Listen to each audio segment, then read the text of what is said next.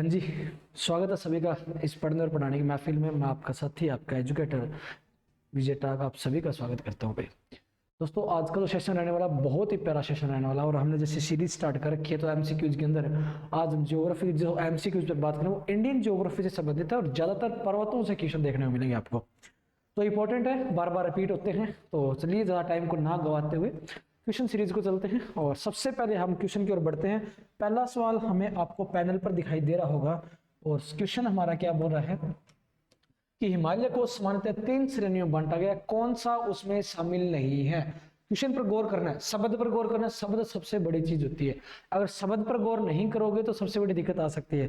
बता दूं, एक छोटी सी कहानी बताता हूँ आप लोगों को। जब शब्दों की बात आती है तो शब्दों के अंदर क्या होता है कि कोई व्यक्ति होता है, और आप हम बोल सकते हैं जो ट्रेन का जो प्लेटफॉर्म होता है उस पर होता है, तो अनाउंसमेंट की जाती है ट्रेन के द्वारा कि 2 नंबर प्लेटफॉर्म पर आने वाली ट्रेन अब 3 नंबर प्लेटफॉर्म पर आ रही है।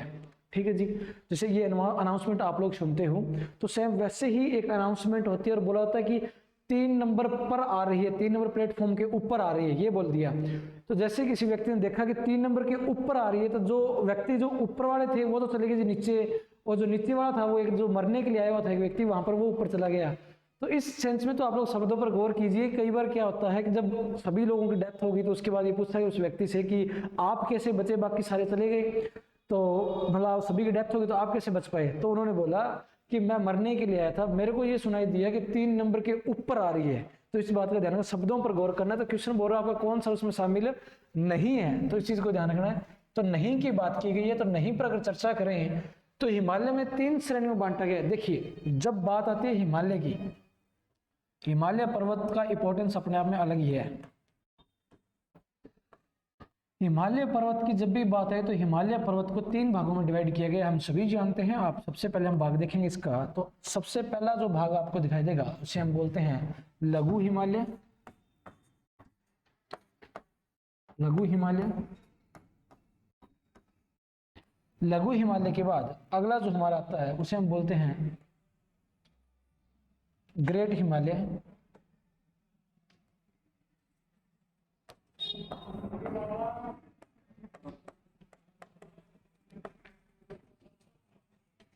ग्रेट हिमालय, ग्रेट हिमालय के बाद अगला आता है शिवालिक। कौन सा आएगा?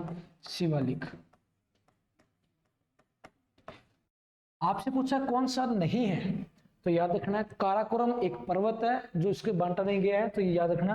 आपका काराकोरम जो पर्वत श्रृंखला होगी वो इसका पार्ट नहीं, 3 भागों में डिवाइड नहीं किया गया, उसमें नहीं काउंट किया जाता। तो बात करते हैं काराकोरम क्या है। तो आपको बता दूं, जिनका निर्माण हिमालय पर्वत से पहले हुआ है, जिनका निर्माण हिमालय पर्वत से पहले हुआ है, हिमालय पर्वत से पूर्व जिनका निर्माण हुआ है, तो हिमालय पर्वत से पूर्व जिनका निर्माण हुआ है उन्हें हम कहते हैं पार हिमालय, पार हिमालय या ट्रांस हिमालय, या क्या कहेंगे, ट्रांस हिमालय। और इस ट्रांस हिमालय का ही पार्ट किसे माना जाता है आपका, तो ट्रांस हिमालय का पार्ट माना जाता है आपका काराकोरम पर्वत श्रृंखला को। याद रख लीजिए, काराकोरम को क्या माना जाता है, ट्रांस हिमालय का पार्ट।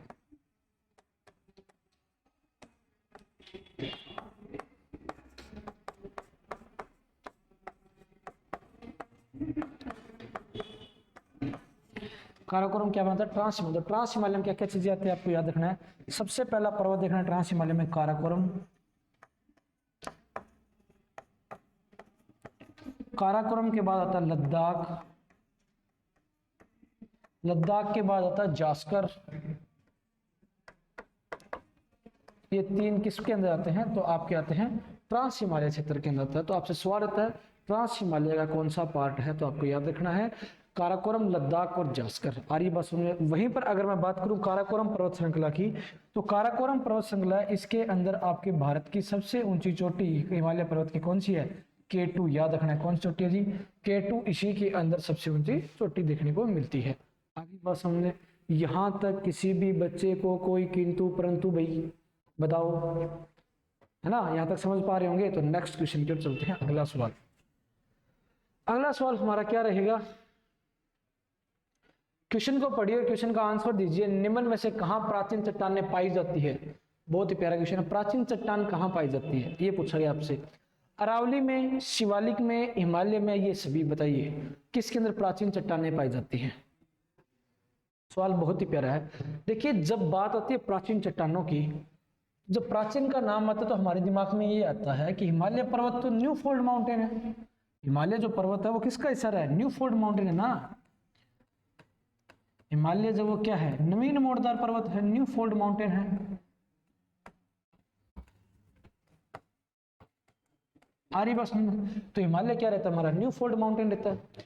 उसी प्रकार तो शिवालिक भी इसका पार्ट रहा है और हिमालय भी इसका पार्ट है। तो इसका मतलब क्या हो गया? अरावली जो इसमें प्राचीन चट्टानें पाई जाती हैं। तो A number option is the right answer रहेगा आपका। क्या रहेगा जी? ए फॉर अलिफ लेला आपका क्या रहेगा? राइट आंसर रहेगा। अरे बात समझ में? ए फॉर अलिफ लेला आपका क्या रहेगा? राइट आंसर रहेगा। देखिए होता क्या है, आपसे एक सवाल और भी पूछ लिया जाता है कि अरावली की सबसे ऊंची चोटी कौन सी है?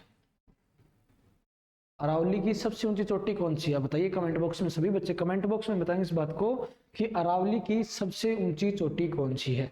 आ रही बात समझ में? तो इस चीज को ध्यान में रखना, ये आप लोगों के लिए सवाल है। कमेंट बॉक्स में सभी बच्चे बताएंगे अरावली की सबसे ऊंची चोटी। मैं नहीं बताऊंगा इसको। नेक्स्ट अपनाते हैं, अच्छा क्वेश्चन लेते हैं और क्वेश्चन को पढ़िए, क्वेश्चन का आंसर दीजिए। आपसे सवाल पूछा गया जलोढ़ मिट्टी के उदाहरण बताइए। जलोढ़ मिट्टी का जो मैदान है उसका उदाहरण बताइए कौन सा होगा। देखिए, जब जलोढ़ मिट्टी की बात आती है, जहां नदियां बहती है, जहां पर नदियां बहती है वहां पर जलोढ़ मिट्टी ज्यादा देखने को मिलती है आपको। अरे बस में तो इस बात को ध्यान में रखना है, जहां पर नदियां बहेगी वहां जलोढ़ मिट्टी देखने को मिलेगी।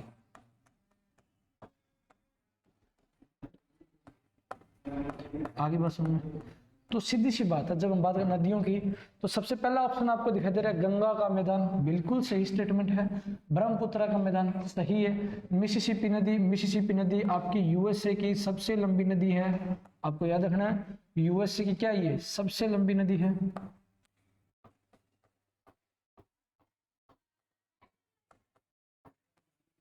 और अभी हाल ही में एचसीएस के एग्जाम के अंदर ये सवाल पूछा गया कि मिसिसिपी नदी किस प्रकार का डेल्टा बनाती है। तो याद रखना ये पक्षी के पंजे के आकार का डेल्टा बनाती है। पक्षी के पंजे के आकार का।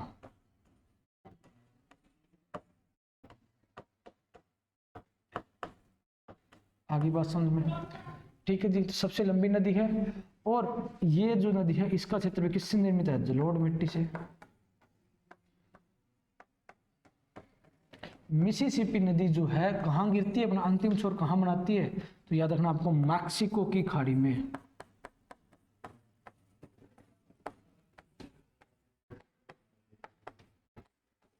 तो मैक्सिको की खाड़ी में मिसिसिपी नदी अपना क्या बनाती है? अंतिम शोर बनाती है। आगे बात समझ में?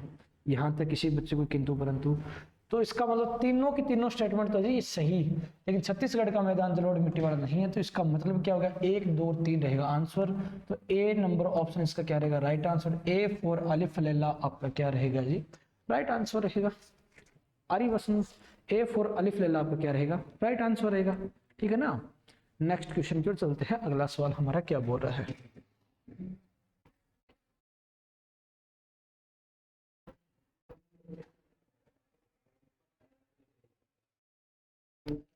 नंदा देवी शिखर कहाँ स्थित है? नंदा देवी जो चोटी है वो कहाँ पर है? बता दीजिए। बहुत ही प्यारा क्वेश्चन है, बहुत ही प्यारा क्वेश्चन है। देखो अरावली वाले का आंसर बता देता हूँ आप लोगों ने कमेंट में ना लिखा हो तो अभी तक। गुरु शिखर क्या होगा? गुरु शिखर। गुरु शिखर क्या है? अरावली की सबसे ऊंची चोटी है।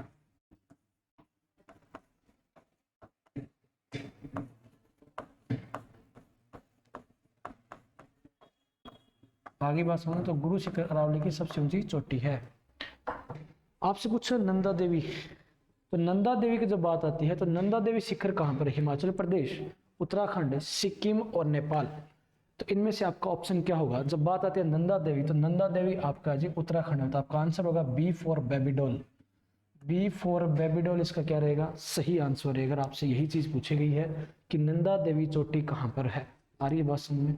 यहाँ तक किसी बच्चे को कोई किंतु परंतु? नेक्स्ट अगर क्वेश्चन की ओर बढ़ते हैं तो अगला सवाल हमारा रहेगा, क्वेश्चन को पढ़िए और क्वेश्चन का आंसर दीजिए। कान्हा राष्ट्रीय उद्यान विश्व के निम्नलिखित जीव भौगोलिक क्षेत्रों से संबंधित है। बहुत ही प्यारा क्वेश्चन है। क्वेश्चन पूछ रहा आपसे जो कान्हा नेशनल पार्क है, पहला सवाल तो यही बनता है कान्हा नेशनल पार्क है कहाँ? कान्हा नेशनल पार्क आपसे पूछा गया कहाँ पर है, पहली बात तो ये। दूसरा क्वेश्चन, ये किस प्रकार की यहाँ पर वनस्पति पाई जाती है ये बता दीजिए। बहुत ही प्यारा क्वेश्चन है और ऐसे क्वेश्चंस बहुत बार देखने को मिलते भी है और एग्जामिनेशन में क्वेश्चन पूछे भी जाते हैं आप लोगों से, क्योंकि इनको कोरिलेट करना जरूरी है, किन चीजों से संबंधित आते हैं। तो ये क्वेश्चन आपसे पूछे जाते हैं। तो बताइए कान्हा राष्ट्रीय नेशनल पार्क जो है कहाँ पर स्थित है? पहला क्वेश्चन तो मेरा यही रहेगा। दूसरा, आपसे किस प्रकार की वनस्पति पाई जाती है? देखिए, जब बात करते हैं कान्हा नेशनल पार्क की,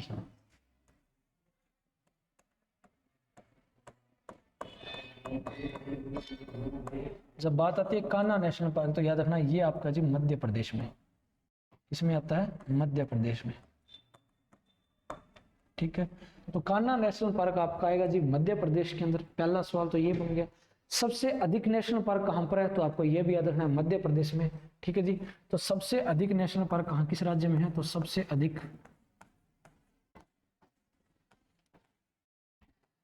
अधिक नेशनल पार्क कहां पर है? तो सबसे अधिक नेशनल पार्क आपके कहां आते हैं? तो मध्य प्रदेश में जी। आपसे सवाल पूछ लिया जाए भारत का सबसे पहला नेशनल पार्क कौन सा था? बहुत प्यारा सा क्वेश्चन है ये कि भारत का सबसे पहला नेशनल पार्क कौन सा था? तो आपको याद रखना जिम कॉर्बेट। क्या नाम रहेगा जी? Jim Corbett. तो यहाँ स्टार लगा के लिख सकते हो, ऐसा सवाल आपसे पूछा जाता है कि भारत का सबसे पहला नेशनल पार्क जिम कॉर्बेट।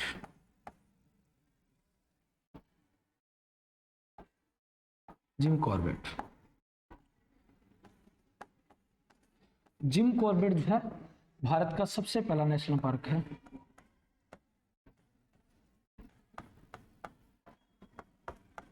सबसे पहला नेशनल पार्क है। अरे बस यहां तक किसी बच्चे को किंतु परंतु गई। नेक्स्ट अगर बात बताऊं, आपसे सवाल पूछ लिया जाए भारत का सबसे बड़ा नेशनल पार्क कौन सा है? भारत का सबसे बड़ा नेशनल पार्क कौन सा, लार्जेस्ट नेशनल पार्क कौन सा है? सबसे बड़ा जो क्षेत्रफल के आधार पर, तो आपको याद रखना है हेमिस नेशनल पार्क। आरिबासम में कौन सा आएगा? Hemis national park. आरिबासम तो याद रखना है हेमिस नेशनल पार्क।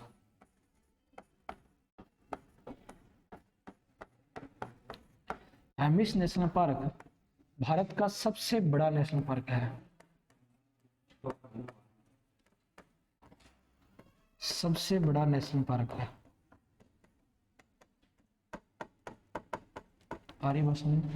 भारत का सबसे बड़ा नेशनल पार्क आपसे पूछ लिया जाए तो कौन सा होगा आपका?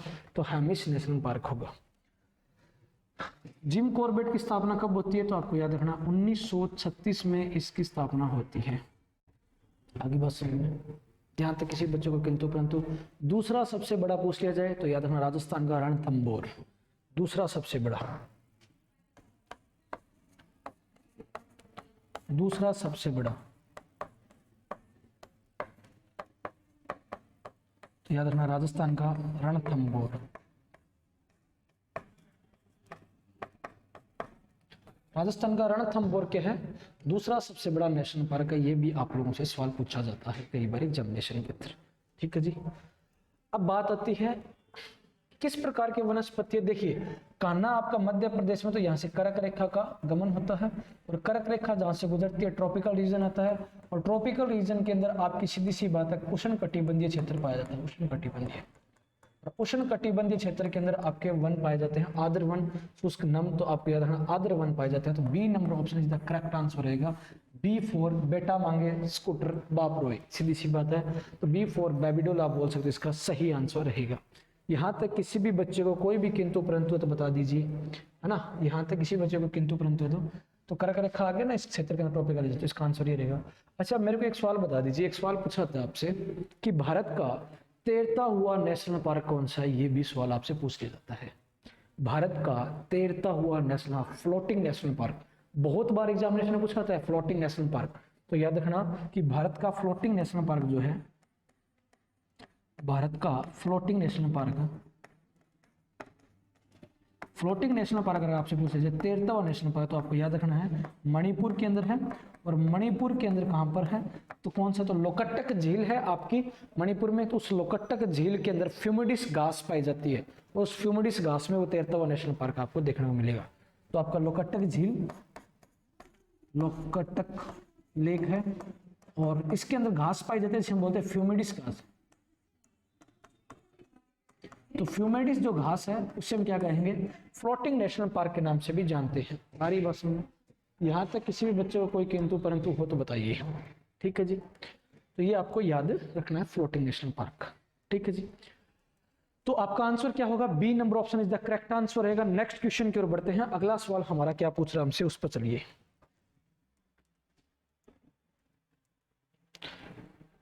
कौन सा पर्वत पश्चिमी घाट में शामिल नहीं है, बहुत ही प्यारा क्वेश्चन है।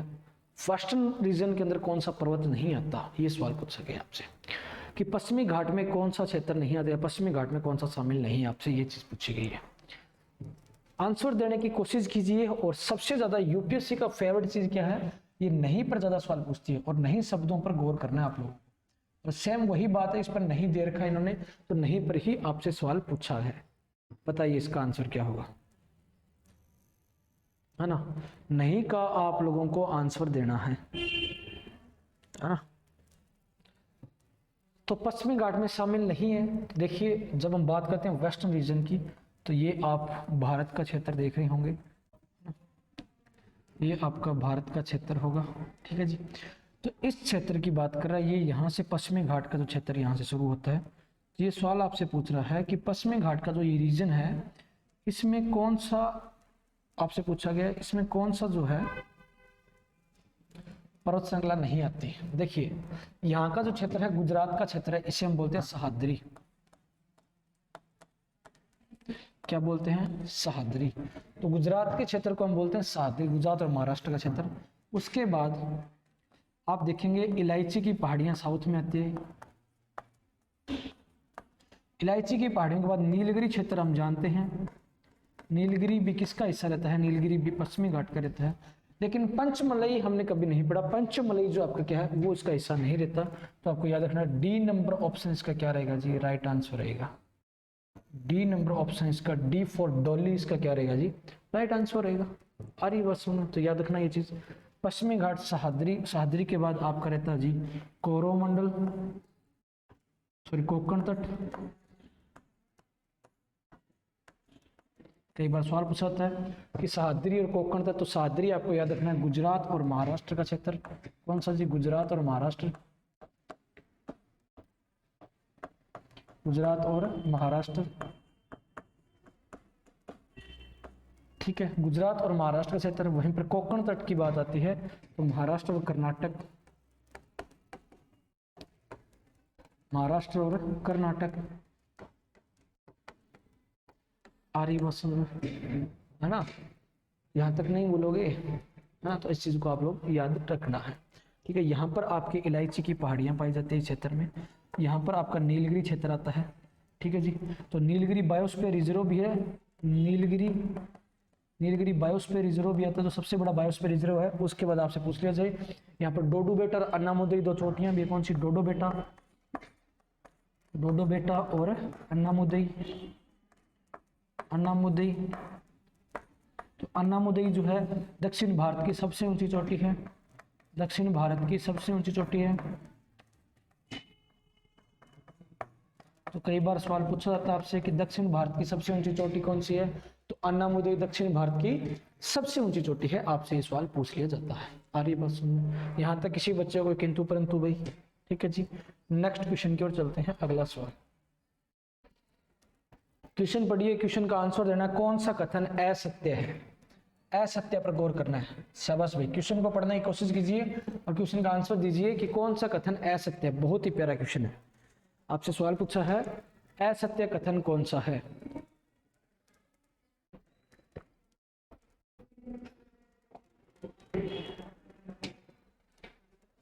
बताइए भाई, असत्य कथन बताना है। देखिए पहला ऑप्शन क्या बोल रहा है आपसे, पहला ऑप्शन बोल रहा है कि दक्कन के पठार की ढाल पश्चिम की ओर है। दूसरा ऑप्शन बोल रहा है पश्चिमी घाटों की ऊंचाई उत्तर से दक्षिण की ओर बढ़ती है। तीसरी चीज बोल रहा है पूर्वी घाट की अपेक्षा पश्चिमी घाट अधिक ऊंचे हैं।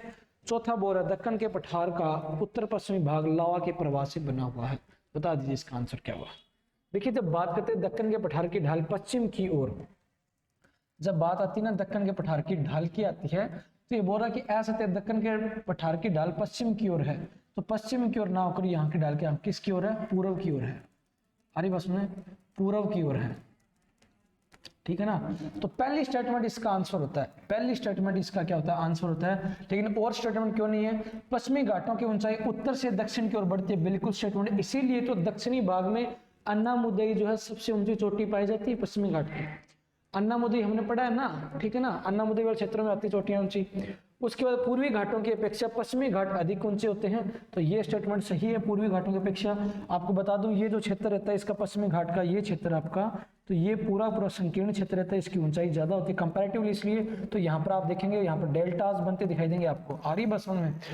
दक्कन का पठार उत्तर पश्चिम में लावा का प्रवाह से बना, बिल्कुल बना हुआ है क्योंकि बसाड़ चट्टान से बना हुआ है ये, आरी मसलन बसाड़ चट्टान, और इसी कारण काली मिट्टी पाई जाती है, और काली मिट्टी जहां पाई जाएगी वहां दक्कन का पठार है। आरी बसों में यहां तक समझ पा रहे होंगे आप लोग, ठीक है ना। तो इसका आंसर क्या होगा, A number option is the right answer रहेगा। ए फॉर अलिफ लेला इसका क्या रहेगा जी, राइट आंसर रहेगा, है ना। नेक्स्ट क्वेश्चन की ओर चलते हैं, अगला सवाल हमारा क्या रहेगा। क्वेश्चन को पढ़िए और क्वेश्चन का आंसर दीजिए। बहुत ही प्यारा क्वेश्चन है, आपसे पर्वतों के क्रम पूछे, सबसे पहला कौन सा बना है, सबसे लास्ट में कौन सा बना है, बता दीजिए। बहुत ही प्यारा क्वेश्चन, बहुत ही प्यारा क्वेश्चन है ना। क्वेश्चन को करने की कोशिश कीजिए, क्वेश्चन करोगे तभी क्वेश्चन आएंगे, वरना नहीं आएंगे आप लोग। क्वेश्चन का प्रैक्टिस करिए, कोशिश करिए कि क्वेश्चन आ रहे हैं। दूसरी बात मैं आप लोगों को बता दूं, प्रीवियस ईयर क्वेश्चन जो मैंने करवा रखे हैं पीछे ज्योग्राफी के, सारे करने की कोशिश कीजिए। अगर आप लोगों ने इतने क्वेश्चन कर लिए तो मैं दावे के साथ कह सकता हूँ एनडी और सीडीएस के पेपर में जो ज्योग्राफी आने वाली है वो 70 से 80% आपके प्रीवियस ईयर क्वेश्चन में फंस जाएगी, है ना। यूपीएससी का पैटर्न है, यूपीएससी फिक्स कंसेप्चुअल क्वेश्चन उठाता है, आरी बस और वैसे वैसे क्वेश्चन देखने मिलते हैं, ठीक है। तो बताइए इसका आंसर क्या होगा। देखिए जब बात आती है पर्वत श्रृंखलाओं की, ठीक है ना, तो पर्वत श्रृंखलाओं की बात है, सीधा सा आंसर बताऊं आपको, ए नंबर ऑप्शन इसका आंसर रहेगा। क्योंकि आपको दो चीज चेक करनी है, हिमालय पर्वत सबसे लास्ट में बनेगा, ये नवीन मोड़दार पर्वत है, न्यू फोल्ड माउंटेन है।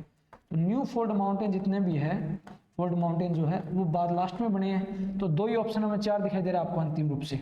अरे बस में विंध्याचल पर्वत भी एक फोल्ड माउंटेन आता है, लेकिन ये नवीन नहीं है, पुराना फोल्ड माउंटेन है, ठीक है। उसके बाद आपसे पूछा सतपुड़ा, तो सतपुड़ा जो है एक ब्लॉक पर्वत है, क्या है, ब्लॉक पर्वत, ब्लॉक पर्वत का उदाहरण है। आ रही बात समझ में, तो ब्लॉक पर्वत का उदाहरण है, ठीक है ना। तो इसलिए इसका आंसर ए नंबर रहेगा। देखिए सतपुड़ा की अगर बात करें अपन, किसकी, सतपुड़ा की, तो सतपुड़ा इंपॉर्टेंट अपने आप हो जाता है।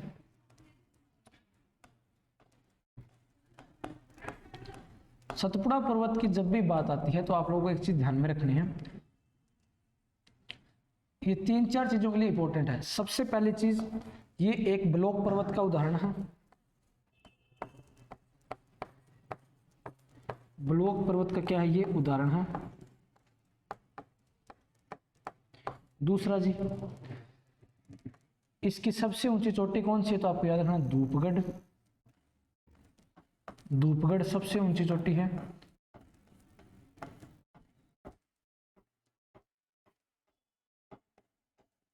आगे बस, धूपगढ़ के बाद आप लोगों को सतपुड़ा पर्वत की एक चीज और इंपॉर्टेंट याद रखनी है, यहाँ से एक नदी ओरिजिनेट होती है जिसका नाम क्या है, तो आपको याद रखना है नर्मदा ना होकर आपकी होगी जी तापी, कौन सी होगी, तापी नदी। आरी बस, सतपुड़ा के उत्तर में तो बहती है आपकी नर्मदा, उत्तर में नर्मदा, दक्षिण में तापी। उत्तर में तो आपकी नर्मदा है और दक्षिण में आपकी जी तापी। अरे बात में उत्तर में नर्मदा होगी, दक्षिण में आपकी तापी नदी होगी, बीच में आपका सतपुड़ा पर्वत है, ये ब्लॉक फॉरेस्ट का ब्लॉक माउंटेन का उदाहरण है, ठीक है जी। तो आप देखेंगे भ्रंज घाटी और ब्लॉक पर्वत किस प्रकार दिखते हैं, आपको छोटा सा एग्जांपल बताता हूँ। देखिए जब हम बात करते हैं किसी भी क्षेत्र के अंदर, अगर जैसे सपोज दैट की अगर ऐसी बात करूं मैं,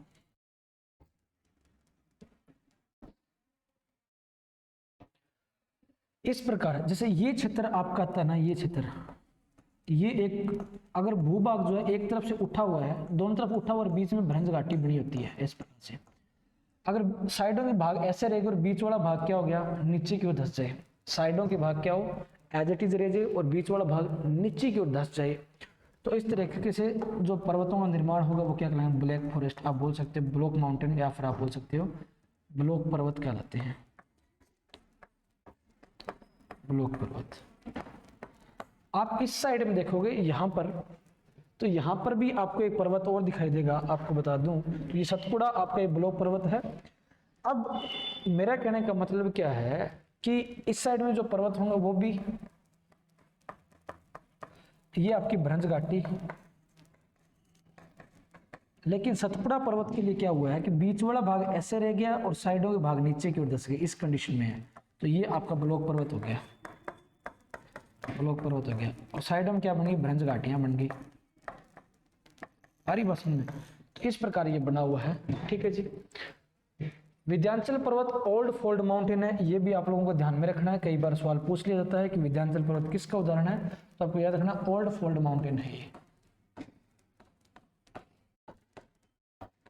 आगे बताऊं तो ओल्ड फोल्ड माउंटेन कौन सा, आपका विंध्याचल पर्वत है जी। अरावली की मैंने आपको चोटी बताई है। अब विंध्याचल पर्वत की सबसे ऊंची चोटी क्या होगी आपकी, तो ये भी कई बार सवाल पूछ लिया जाता है, विंध्याचल की सबसे ऊंची चोटी, तो आपको याद रखना सद्भावना, कौन सी होगी, सद्भावना। सद्भावना सबसे ऊंची चोटी है आपकी विंध्याचल पर्वत की, आपको याद रखना है। यहां तक किसी भी बच्चे को कोई भी किंतु परंतु हो तो बता दीजिए, नहीं है ना, तो देखिए ये चीज है सबसे बड़ी, यहां तक चीजें आप लोगों को क्लियर हो पा रही है ना।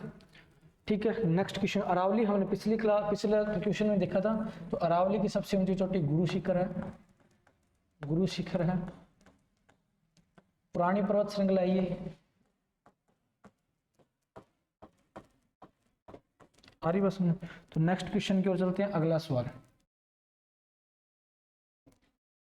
क्वेश्चन को पढ़िए, विंध्याचल पर्वत पर्वतों के किस वर्ग में आता है, विंध्याचल पर्वत पर्वतों के किस वर्ग में आता है, आपसे सवाल ये पूछा गया है, बताइए विंध्याचल पर्वत आपका पर्वतों के किस श्रेणी में आता है, वलित है, ब्लॉक पर्वत है, किस प्रकार, ज्वालामुखी पर्वत है, अवशिष्ट पर्वत है।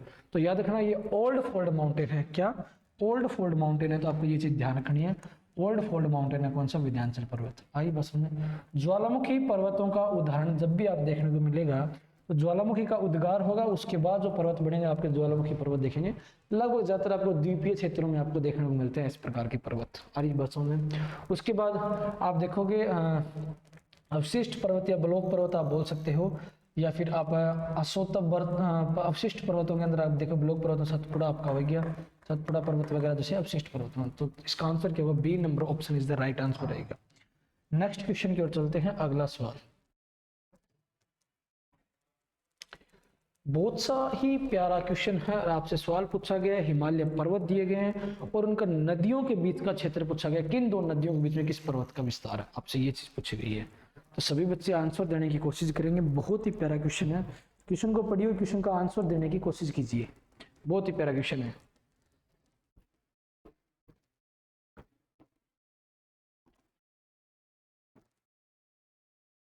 बताइए इसका आंसर क्या होगा, है ना, अच्छा क्वेश्चन है।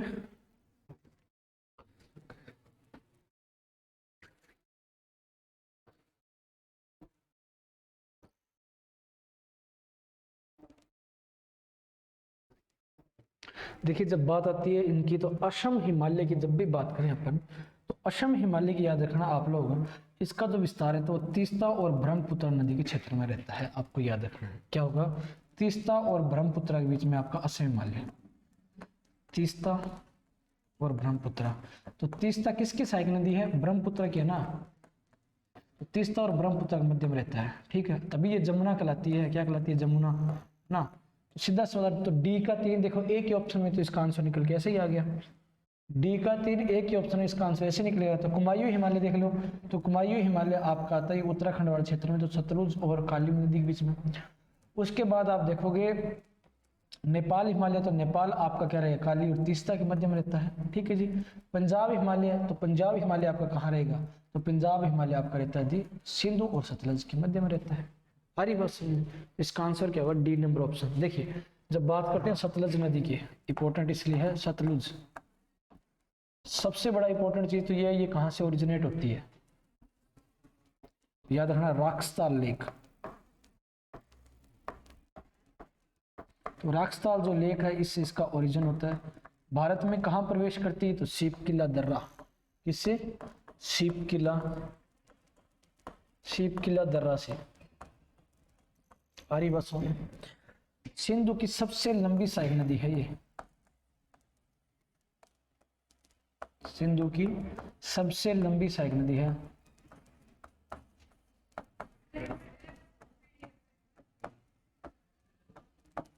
आगे बात सुनो, और आपसे कई चीज पूछी जाएगी। सिंधु की सबसे लंबी सहायक नदी, सॉरी सिंधु की, और इसमें क्या रहेगा, तो इस पर भाखड़ा बांध है।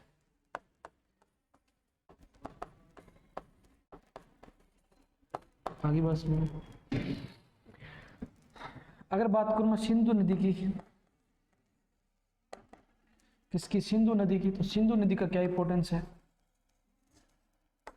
तो मानसरोवर झील, मानसरोवर लेक से इसका क्या होता है, ओरिजिन होता है। मानसरोवर लेक पर ग्लेशियर कौन सा है, तो आपको याद रखना बोखरचुंग ग्लेशियर, कौन सा जी,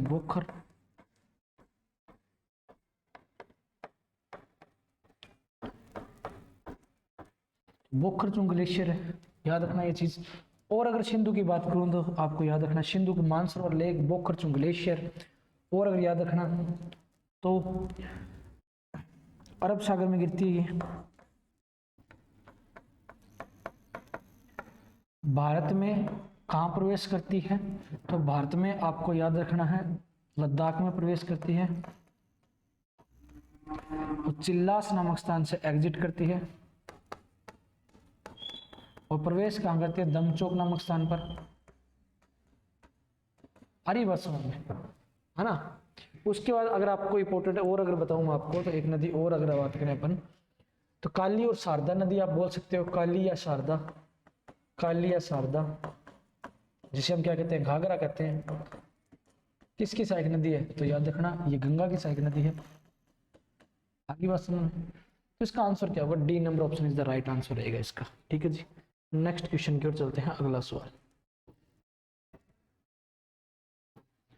भारत में हिमालय की सबसे ऊंची चोटी निम्न में से कहां पर है, बताइए। भारत में हिमालय की सबसे ऊंची चोटी निम्न में से कहां पर है, किस पर्वत श्रृंखला के अंदर आती है, बता दीजिए। बहुत ही प्यारा क्वेश्चन है ना। तो भारत में हिमालय की सबसे ऊंची चोटी निम्न में से कहां पर है, तो बहुत प्यारा क्वेश्चन है। और देखिए ऑप्शन दे रहा है उत्तर प्रदेश, कश्मीर, सिक्किम और हिमाचल प्रदेश। बताइए, उत्तर प्रदेश, कश्मीर, सिक्किम और हिमाचल प्रदेश। याद रखना जब बात आती है भारत की सबसे ऊंची चोटी, तो आपको याद रखना कहां पर है, K2 है, और K2 है कहां पर, तो आपको ये याद रखना है। तो K2 आपकी रहती है कश्मीर के अंदर। कहां पर है जी, तो कश्मीर के अंदर है। और ये बस में K2 आपके है कश्मीर के अंदर। ठीक है जी। और किस पर्वत श्रृंखला में आती है, तो आपको याद करना ये काराकोरम पर्वत श्रृंखला में आती है। काराकोरम, काराकोरम पर्वत श्रृंखला में आती है। आगे बात समझ पा रहे हो ना यहाँ तक, है ना पांडे जी, समझ पा रहे हो। तो बी नंबर ऑप्शन इसका क्या रहेगा, सही आंसर रहेगा। ठीक है। सिक्किम में कौन सी है बताइए, कंचनजंगा का नाम सुना है कभी, तो सिक्किम में अगर आपसे पूछे कौन सी, तो कंचनजंगा है। कंचनजंगा कहाँ है, तो आपकी सिक्किम में आती है। आगे बात सुन। ठीक है जी, नेक्स्ट क्वेश्चन की ओर चलते हैं। अगला सवाल,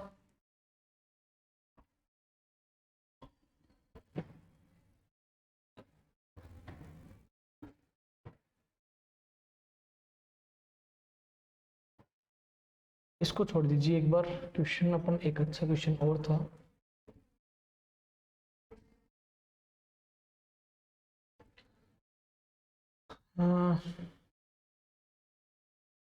क्वेश्चन ये जल संधि, देखिए बहुत प्यारा क्वेश्चन, ये जल संधि पर क्वेश्चन रहता है आपसे। जल संधि का क्वेश्चन ज्यादातर देखने को मिलते हैं, इसलिए इसका आंसर बताइए। क्वेश्चन बोला भारत को श्रीलंका से कौन सा जलमार्ग पृथक करता है, भारत को श्रीलंका से कौन सा जलमार्ग पृथक करता है, बता दीजिए। कौन सी जो जल संधि है जो भारत को श्रीलंका से अलग करती है, बताइए। तो याद रखना, जब भारत को अलग करने वाली जो जल संधि आपकी है वो कौन सी होगी, पाक स्टेट है। पाक जल संधि जो आपकी है, हरी बस में, ठीक है ना। तो पाक जल संधि 10 डिग्री तो आपके अंडमान और निकोबार के बीच में है।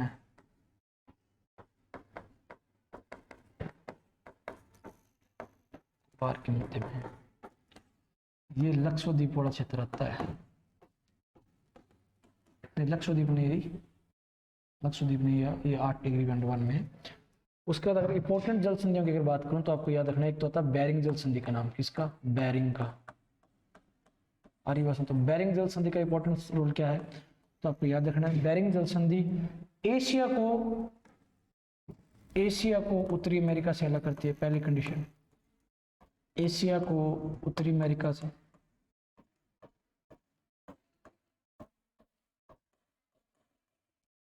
दूसरी जल संधि अगर इंपॉर्टेंट होता है तो डोवर रहती है जी। कौन सी, डोवर, डोवर जल संधि। तो डोवर जल संधि उसका इंपॉर्टेंट क्या है, तो ग्रीनलैंड, सॉरी इसको यूके को फ्रांस से अलग करती है।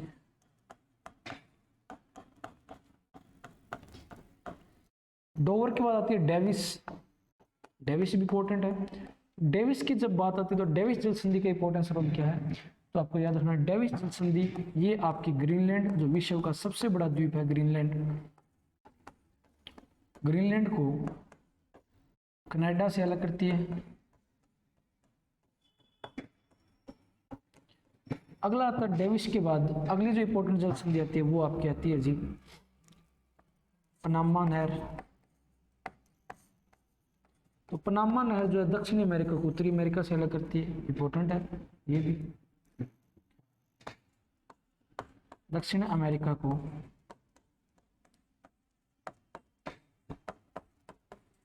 उत्तरी अमेरिका से अलग करती है। आरी वसंत, पनामा के बाद अगर बताऊं जिब्राल्टर, तो जिब्राल्टर जो जल संधि है उसका क्या इंपॉर्टेंट रोल है, तो जिब्राल्टर जल संधि जो रहेगी आपकी यूरोप को अफ्रीका से अलग करेगी।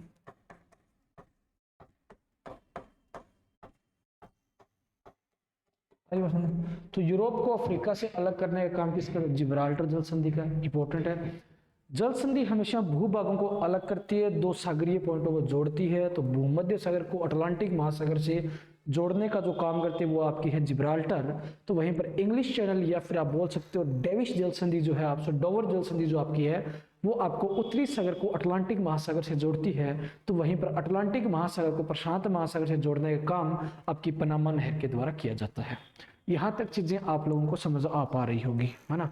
तो ये चीजें थी आपकी इसके बारे में इंपॉर्टेंट जल संधियां। और भी अगर इंपॉर्टेंट जल संधियों बात करें तो कुछ एक और भी है, जैसे आप लोगों को बता दूं, कई बार एक जल संधि और पूछे जिसे हम बोलते हैं मैगलन जल संधि, मैगलन जल संधि। और ये मैगलन जल संधि जो है दक्षिणी अमेरिका को टेरा डेल फिगो से अलग करती है। टेरा डेल फिगो द्वीप है, टेरा डेल फिगो जो द्वीप है, टेरा डेल फिगो को दक्षिणी अमेरिका से, दक्षिण अमेरिका से अलग करती है। आरी पसंद। उसके बाद अगर देखोगे आप लोग तो फ्लोरिडा जल संधि का नाम सुना होगा, फ्लोरिडा। तो फ्लोरिडा जो है आपका, फ्लोरिडा प्रायद्वीप को, फ्लोरिडा प्रायद्वीप को क्यूबा से अलग करती है,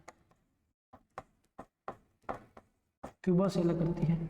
आरी भाषा में नेक्स्ट अगर हम देखें तो एक जल संधि और इंपॉर्टेंट है जिसे हम बोलते हैं टॉरस जल संधि। क्या कहते हैं, टॉरस। तो टॉरस आपकी ऑस्ट्रेलिया के अंदर है, ऑस्ट्रेलिया में। तो आपको याद रखना है ऑस्ट्रेलिया में ये पापुआ न्यू गिनी को,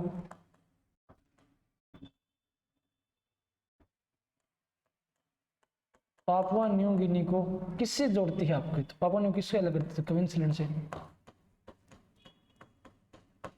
आगे बात समझ में। तो इस तरह से आपको जल संधियां भी आप लोगों को याद होनी चाहिए और यहाँ से सवाल पूछे भी जाते हैं रैंडमली। आ रही बात समझ में? ठीक है ना। तो ये आपकी लगभग क्या है, जल संधियां कवर हो चुकी है। नेक्स्ट क्वेश्चन की ओर बढ़ते हैं, एक सवाल और पूछते हैं, कौन सा होगा? इसको छोड़ दीजिए आप लोग एक बार, ये भी छोड़ दीजिए। अच्छा क्वेश्चन उठाते हैं, न्यूमर द्वीप। इसको देखिए, ये सवाल आपका अच्छा है। लाल मिट्टी के बारे में कौन सा कथन सही होगा? तो मृदा का रंग उसमें फेरिक ऑक्साइड के कारण लाल होता है, बिल्कुल सही स्टेटमेंट आपकी। फेरिक ऑक्साइड के कारण इसका लाल रंग होता है। लाल मृदा चूना हमेशा पोटास से भरपूर होती है, ये स्टेटमेंट गलत है, इसमें चूना हमेशा कम पाया जाता है। 2 नंबर स्टेटमेंट आपकी गलत है। ये शरंध्र होती है और इनकी संरचना चूर्णशील होती है, आप इसको सही बोल सकते हो। 3 नंबर स्टेटमेंट आपकी सही है, शरंध्र इसमें हॉल होते हैं और इस तरीके से इस तरह में बनी होती है इसके अंदर, और पानी जो नीचे चला जाता है इस प्रकार से, तो आप बोल सकते हो। तो 3 नंबर स्टेटमेंट से 1 और 3 इसका सही आंसर रहेगा। बी नंबर ऑप्शन इसका क्या रहेगा जी? राइट आंसर रहेगा। बी नंबर ऑप्शन इसका क्या रहेगा? राइट आंसर रहेगा। ठीक है जी, यहाँ तक किसी बच्चे को किंतु परंतु तो बताइए, ठीक है ना। तो आज के लिए इतना काफी है, बाकी करेंगे अपन नेक्स्ट क्लास में, ठीक है।